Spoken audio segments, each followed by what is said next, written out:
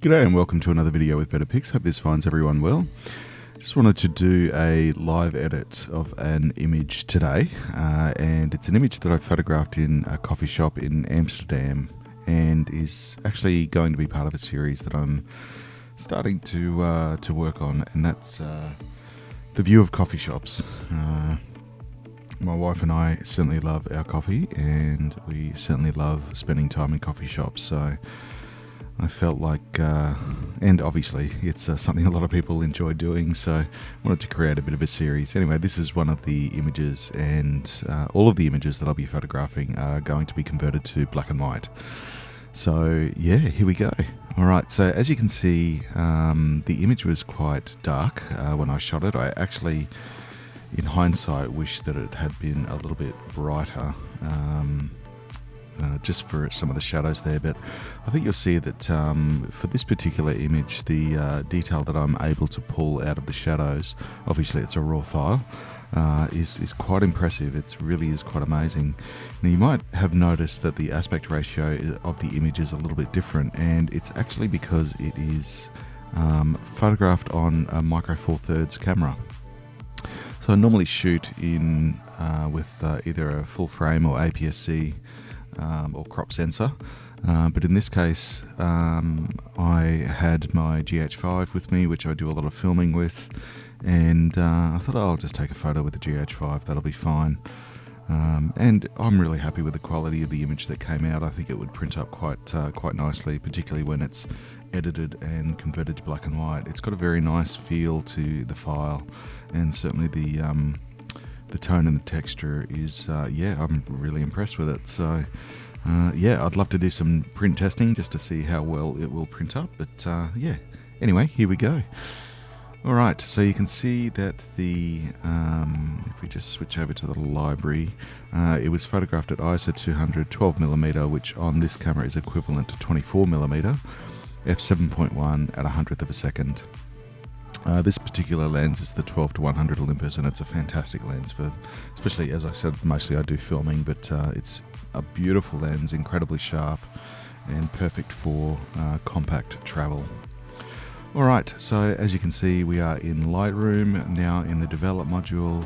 First thing I'm going to do is switch over to black and white. And the lovely thing about this particular workflow is that you have all of the power of RAW with the benefits of black and white, as opposed to working in Photoshop and having some restrictions based on the file type that you may be working with. So first thing I'm going to do is just increase my exposure a little bit, and I'm not going to increase it enough to get these shadow areas on the bottom right hand side and the right hand side of the image to where I want them to be, but just a little bit, because I don't want to push the highlights in the sky outside too far. I am going to decrease the highlights just a little bit and then continue to push the exposure a little bit. Now you'll see, as is the case with this image and previous images that I've done live edits for on YouTube, the way that I edit is really in a responsive manner. So I'll make little adjustments and then keep pushing the file, I won't go to exactly where I think I need to go with each adjustment, because whenever you would make an adjustment in one area, it's going to affect other areas. So I try to always make incremental adjustments and I guess work in a responsive manner where I'm responding to what the image is doing. Alright, now I'm going to just increase the shadows a little bit. I don't want to go too far, because there's other adjustments that I'm going to be making that will affect the shadows. And really what I'm looking at with it being a black and white image is that range in tone. So I'm looking at the tone of the buildings outside, I'm looking at the tone of the sky, I'm looking at the tone of the interior of the coffee shop as well. And basically what I want to do is get it to where it looks realistic. So what would it have looked like if you were sitting there on the particular day? I don't want to go to crazy sort of increase in shadow range so that it's the same as outside, because that's not how it would have been. It would have been darker on the inside than it was on the outside, so that kind of reality is where I want to keep it, as best as possible at least. I'm just going to increase the clarity just a little bit, and you can see that that actually pushes the shadow areas just a tiny bit as well, and a little bit on the texture as well. And what I'm going to do is just quickly go in have a look at those shadow areas, and you can see that it's holding up really well. It's still a little bit dark to where I want it to be, but overall it's quite nice. There's not a huge amount of grain there at all. I mean, being at ISO 200, you wouldn't expect there to be a lot of grain, but it's certainly a consideration.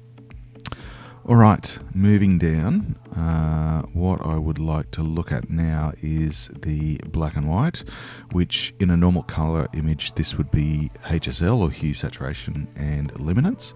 And what I want to look at is just playing around with these sliders to see if it gives us anything. It's not really doing a great deal at the moment, and that's fine. It doesn't need to. No, that's all good. So what I'm going to do is just holding down my Alt key, I'm going to reset that black and white mix. I'm just going to click Auto just to see what it does. And as you can see, even with the algorithms built into Lightroom, it hasn't made that much of a difference. So sometimes those tools can be really useful. And an example of that is if you've got a landscape with a really blue sky, then that blue channel is going to really affect your image. So it can be a great tool in some situations. Not finding it to really be effective in this one, which is totally fine. All right, reset black and white. So we're back at the beginning. That's great. All right, let's have a look at the tone curve. So what I'm going to do is make a little bit of a different tone curve just because I want to really work with the various, I guess, tonal range and tonal levels within this image. So I'm going to start by just raising the blacks a little bit, and that's simply by grabbing that black point down in the corner. And it's only going to be subtle, it's only a little bit, and just raising that up. But what I want to do is maintain a contrast, a level of contrast within the midtone. So I'm still going to do my traditional, all the traditional slight S-curve, and that's going to allow us to have that contrast increase. And now I'm just going to drop the highlights a tiny bit. It's not going to have a huge effect, but you can see that the effect on that image is it does slightly flatten the image. It is raising the black point, but it's still maintaining the contrast within the midtones, which is exactly where I want it to be. It's only very subtle, but it works. All right, so let's just scroll down a little bit. Let's have a look. Let's go back up, and what I'm going to do is I actually want to straighten this image up a little bit because it is a little bit crooked.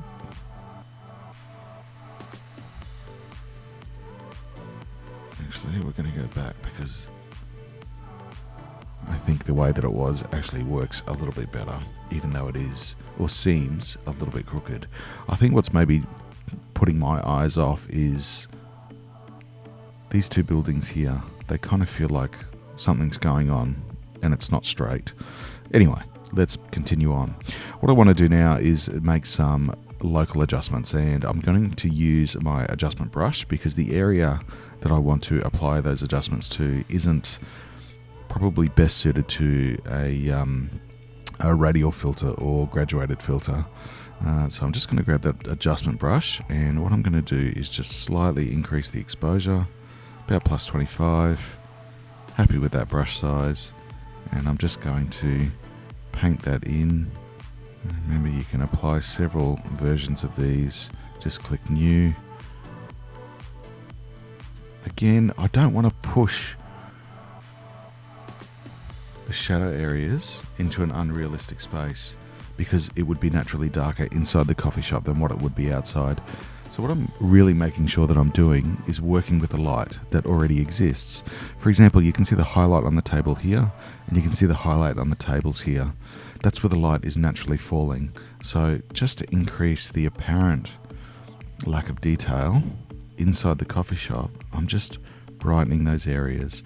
And obviously, as with any light falling naturally, the areas immediately surrounding those highlight areas are going to be slightly illuminated as well. You would never see just the light falling in this area and then it having no effect on this area. So you can see that I've just applied that increase in exposure very subtly to just a few parts of the image. where the light is naturally falling in through the windows and the front door of this coffee shop anyway. So let's just go in and have a look at a bit of detail. I just want to make sure that I'm happy with everything.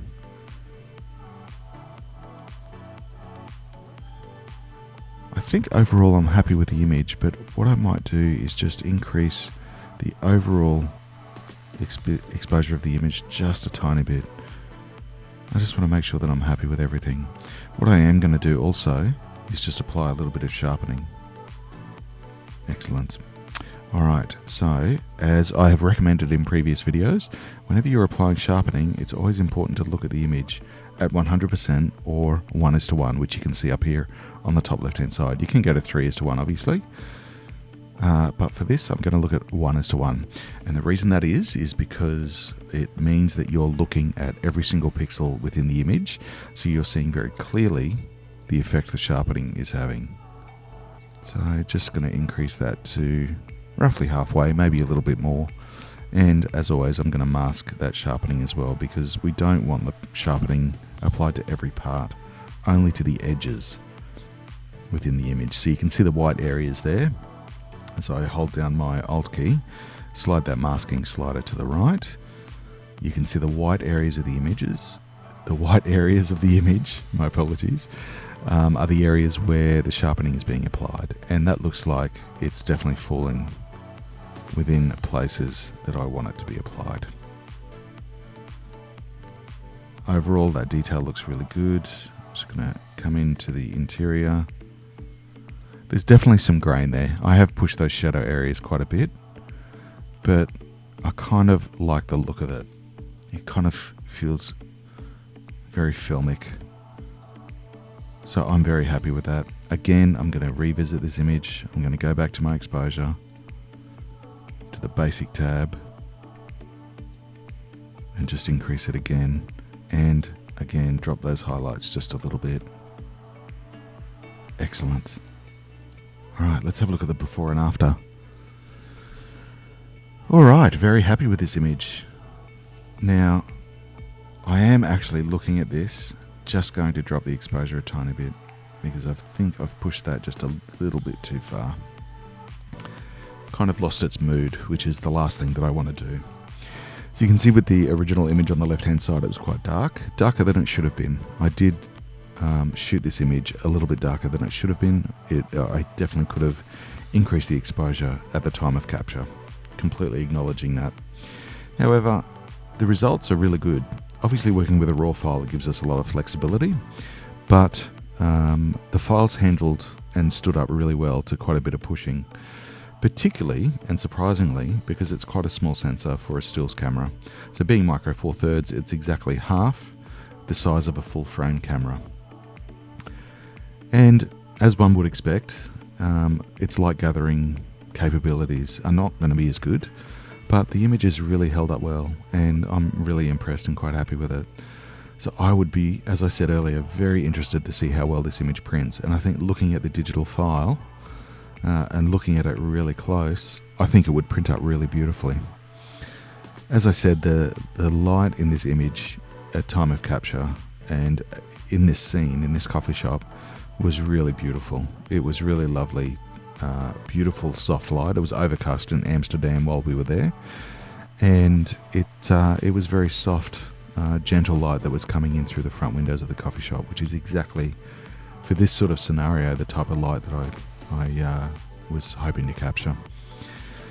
Certainly happy with the results. As I said, even though it was a bit underexposed, I think it's pulled up well, and there's some beautiful soft tones and graduations there, which I think look great. That's my process for creating a black and white in Lightroom. As you can see, there's not a huge amount to it, and certainly having that flexibility of RAW is helpful. So obviously the process that I go through is to start with converting the image to black and white, and then starting to look at the various exposure, contrast, highlight adjustments. And then once I've got all of those sorted globally for the image, I move into the specific adjustments. So using the paintbrush tool or adjustment brush tool, I'm able to selectively choose certain parts of the image where we can increase the exposure. In this case, sometimes obviously decrease. So very happy with the results. Hope you enjoyed the video, and it's helped you to understand one set of process options for converting images to black and white within Lightroom. As always, any questions are welcome. Please don't hesitate to pop them in the comments below, and look forward to seeing you next time. Thanks again for stopping by, and take care.